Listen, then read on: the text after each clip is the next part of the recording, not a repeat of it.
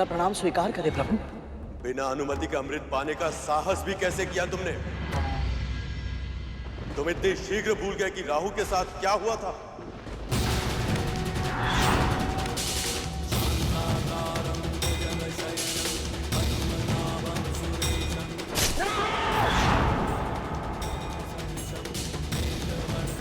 मुझे स्मरण है प्रभु। तब यह भी स्मरण होगा कि मेरी आज्ञा के बिना अमृत पाने का अधिकार संपूर्ण सृष्टि में किसी को नहीं है।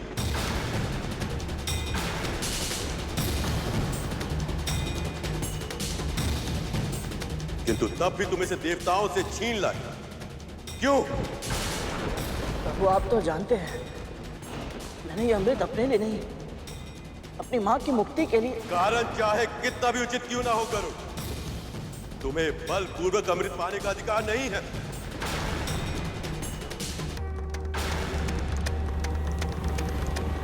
या तो तुम इसे इसी क्षण लौटा दो या परिणाम भोगने के लिए तैयार हो जाओ।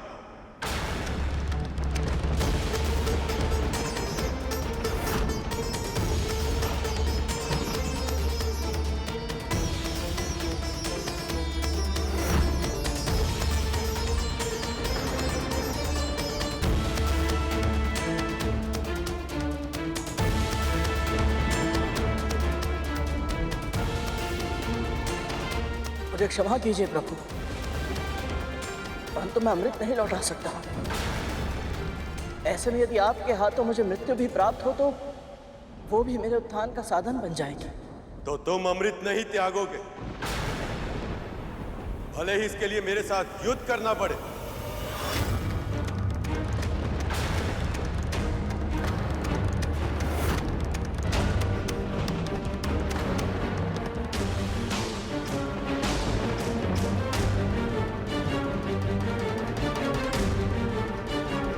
प्रभु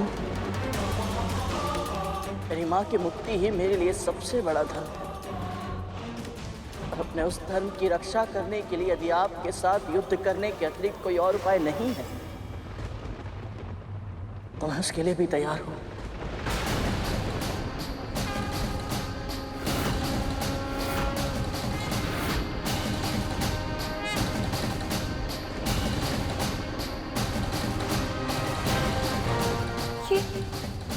ये कैसा अनर्थ हो रहा है कि एक पुत्र अपनी मां के लिए अपने परमपिता प्रभु से युद्ध करने के लिए विवश हो गए।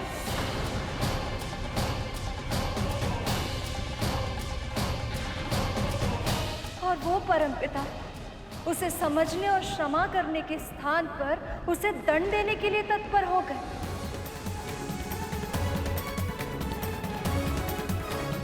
क्या दोष है गरुड़ का कि उसने केवल मातृ सेवा और मातृ मुक्ति के अलावा कोई इच्छा नहीं रखी? और क्या दोष है विंता का कि उसने अपने पुत्र को केवल धर्म के मार्ग पर चलना सिखाया?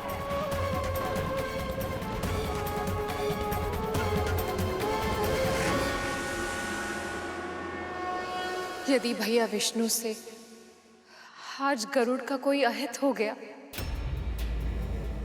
तो विंता का अपने भगवान से विश्वास उठ जाएगा और फिर केवल भक्ति नहीं, भगवान भी हार जाएंगे।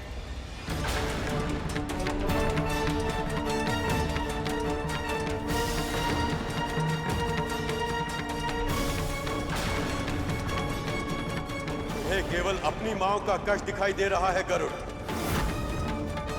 तुमने और तुम्हारी मां ने सच्चे हृदय से मेरी भक्ति की है, इसलिए मैं तुम्हें एक अवसर और देता हूं।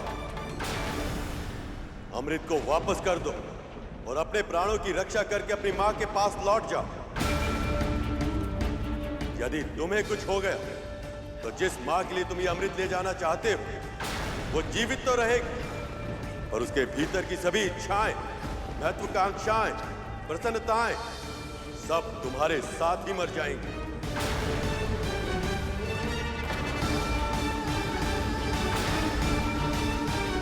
तब उसका पूरा जीवन पत्थर की शिला की तरह बीतेगा। जीवन के हर सुख से हीन, निष्प्राण, निर्विकार, कोई संवेदना नहीं, केवल वेदना होगी उसके मन में, कभी ना समाप्त होने वाली वेदना।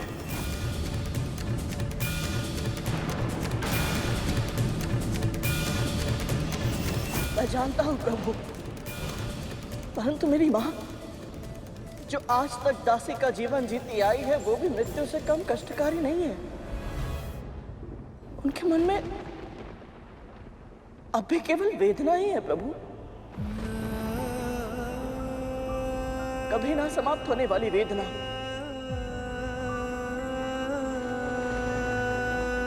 और इसके अतिरिक्त मैंने बड़ी माँ को वचन भी दिया है प्रभु कि मैं अमृत के कलश के बिना उनके पास वापस नहीं लौटूंगा। और अमृत पाने के विचार से ही वो इतनी प्रसन्न है कि उन्होंने माँ को दास्ता से मुक्ति का वचन दिया है प्रभु। ऐसे में यदि मैंने अपना वचन पूर्ण नहीं किया और उनके पास खाली हाथ लौट गया तो उन्हें बहुत कष्ट होगा प्रभु। तुम्हें केवल अपनी माओ का कष्ट दिखाई दे रहा है गरुड़, पर उन माओ का क्या, जिन्हें तब कष्ट होगा जब अमृत पीकर नाग उन्मुक्त होकर पूरे संसार में विष फैलाएंगे। क्या उन सब की पीड़ा का तुम्हारे लिए कोई अर्थ नहीं? तुमने स्वयं देखा है गरुड़, विष की एक बूंद भी कितना विनाश कर सकती है। यदि 1 सहस्त्र सर्प वैसे विष को हर स्थान में फैला देंगे तो संसार का नाश नहीं होगा? या असंख्य माओ के रुदन से संपूर्ण ब्रह्मांड गूंज नहीं उठेगा? क्या अपनी माओ के सुख के लिए असंख्य माओ को कष्ट देना उचित है? कष्ट देना उचित है? कष्ट देना उचित है?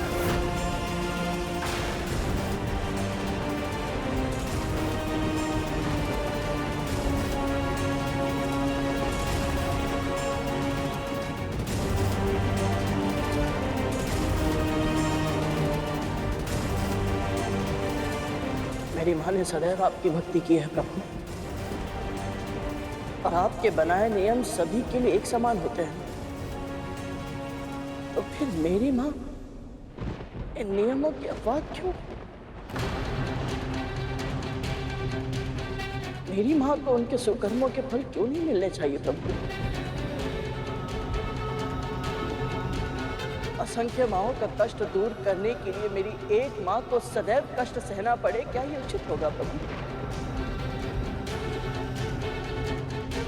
निर्दोष होकर भी दास्ता के बंधन में बंध कर रहना पड़े, जीवन भर अपनी ही बहन का अत्याचार सहना पड़े, क्या ये उचित होगा प्रभु?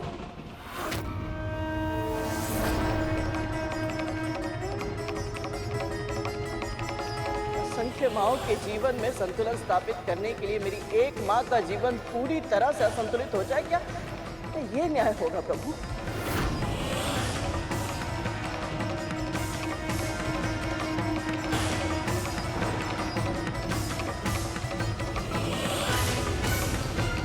यदि अब भी आपको लगता है प्रभु मैं अधर्म कर रहा हूं,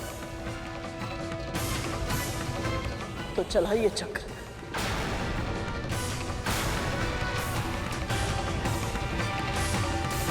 अपनी मातृ भक्ति की पूरी शक्ति के साथ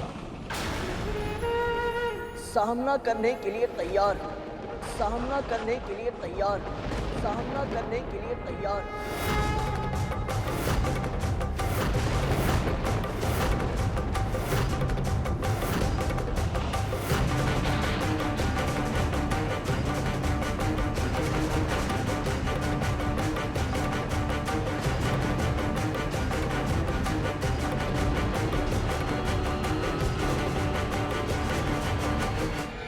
श्री मात्रे नमः। ओम श्री मात्रे नमः। ओम श्री मात्रे नमः।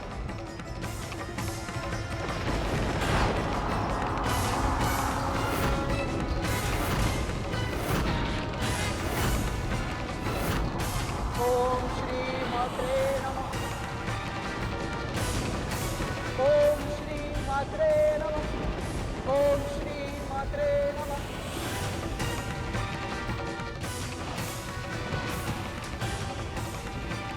ओम श्री मात्रे नमः।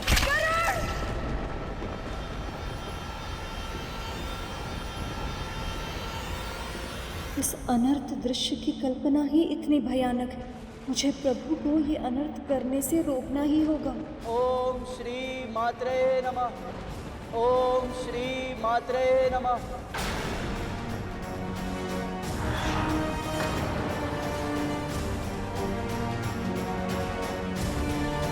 ओम श्री मात्रे नमः। ओम श्री मात्रे नमः।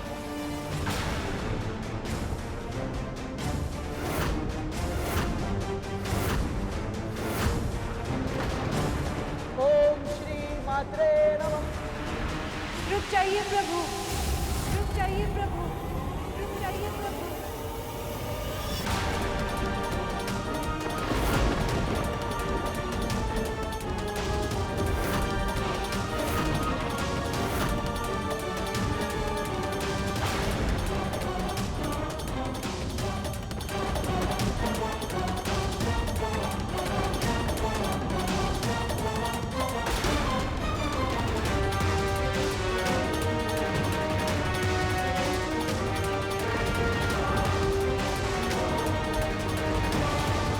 आप ऐसा नहीं कर सकते। देवी, आप हस्तक्षेप मत कीजिए। गरुड़ को सृष्टि का संतुलन नष्ट करने से रोकना होगा मुझे।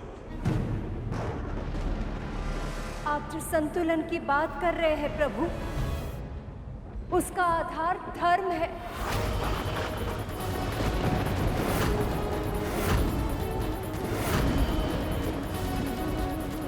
और धर्म का आधार विश्वास है। वो विश्वास जिसके स्तोत्र विंता और गरुड़ जैसे आपके भक्त है। वो विश्वास जिसके साथ यदि सेवा की जाए तो प्रभु दत्तात्रेय जैसे कटुभाषी अवतार भी आशीर्वाद दे देते हैं।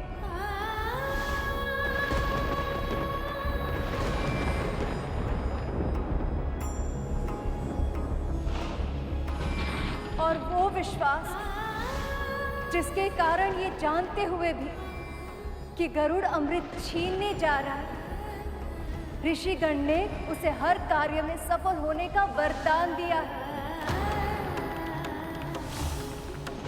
तू और तेरी माँ ने अब तक बहुत कष्ट सहे, किंतु अब जिस लक्ष्य की प्राप्ति के लिए तू इस यात्रा पर निकला है, तुझे वह अवश्य प्राप्त होगा।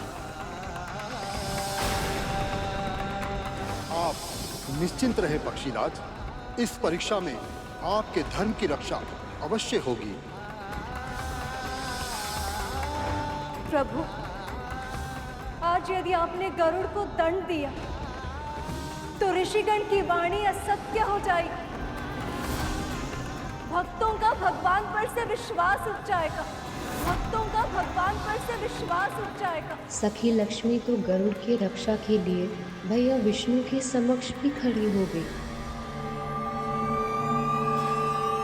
और सबसे अधिक बुरी बात तो ये हो कि पृथ्वी पर भगवान रूपी इस संसार की हर माँ का सम्मान सदा सदा के लिए अपना महत्व खो देगा।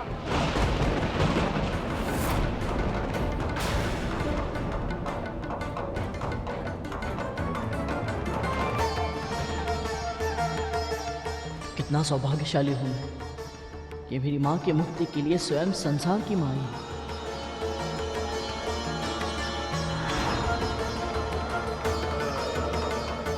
देवी, मैं आपकी और गरुड़ की भावनाओं का सम्मान करता हूं, पर मैं नागों को अमृत ले जाने की अनुमति नहीं दे सकता। अमृत जीवन का वरदान है, और यदि यही सृष्टि मृत्युदाता विश्व व्याप्त करने में सहायक बन जाए तो इससे बड़ा अनर्थ और क्या होगा।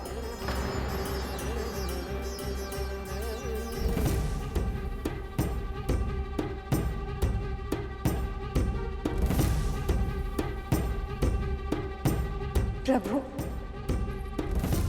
विंता की मुक्ति के लिए कोई उपाय खोजिए ना। कुछ ऐसा कीजिए ना जिससे कि कद्रू को आभास हो जाए कि उसकी मन की हर इच्छा पूरी नहीं हो सकती।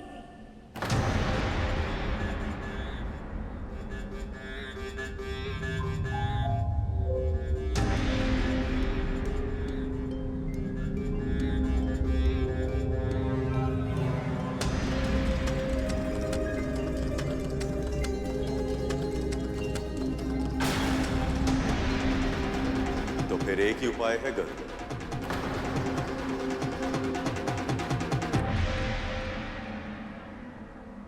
इस अमृत को तुम्हें स्वयं पीना होगा।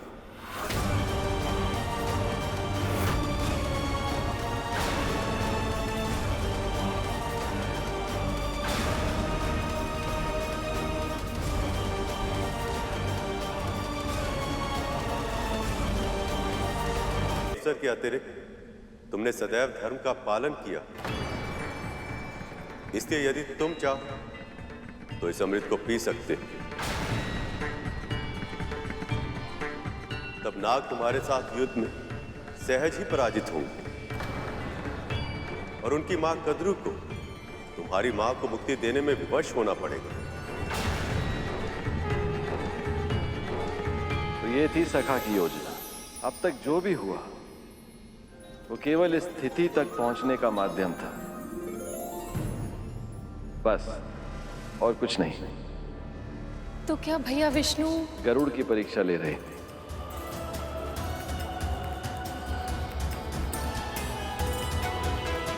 सोच क्या रहे हो गरुड़? यह अमृत ही तुम्हारी हर समस्या का समाधान है। पी लो इसे।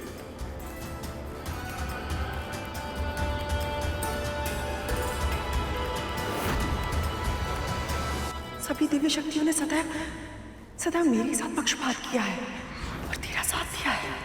क्यों वेदा? ऐसा क्या है तुझमें जो मुझ में नहीं है?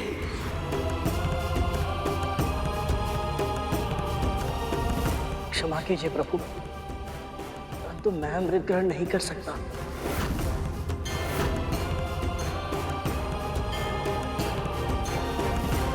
मैं इसके योग्य नहीं हूं। मैंने अमृत अपनी मां की मुक्ति के लिए लिया था, अपने लिए नहीं प्रभु। और सबसे अधिक महत्वपूर्ण तो यह है कि मैं अपनी मां को बल से मुक्ति नहीं दिला सकता।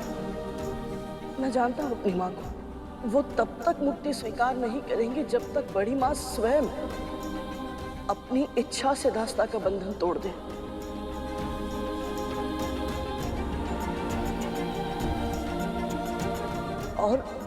और क्या करूं?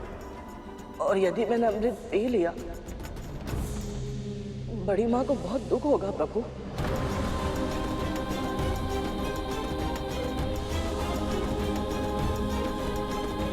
वैसे भी आज तक उन्हें यही लगता रहा है कि सभी ऋषि मुनियों, देवी देवताओं ने सदैव मेरा साथ देकर उनके पुत्रों के साथ पक्षपात किया है।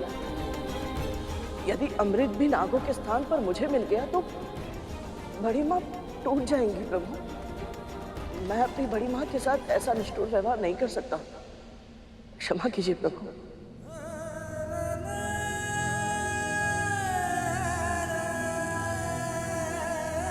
तुम विलक्षण हो गरुड़।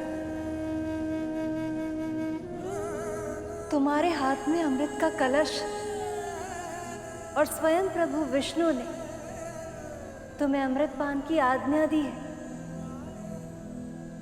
लेकिन तुम्हारे मन में अमृत का तनिक भी मोह नहीं। केवल इतना ही नहीं देवी, इसके मन में उस मां के लिए भी इतना सम्मान जिसने इसकी मां को इतने कष्ट दिए। गरुड़, तुमने मुझे यह विश्वास दिला दिया कि साम, दाम, दंड, भेद, कोई भी उपाय तुम्हें यह अमृत ले जाने से नहीं रोक सकता। जाओ, ले जाओ इसे।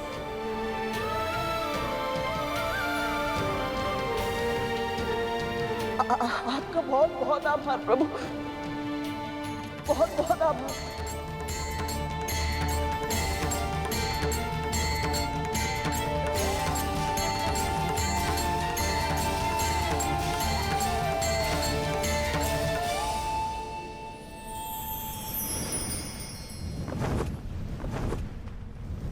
मैं जानता हूं सखा, गरुड़ को अमृत लेकर जाने के पीछे भी आपकी एक योजना है, ताकि गरुड़ की योग्यता की आप एक और परीक्षा ले सकें। गरुड़,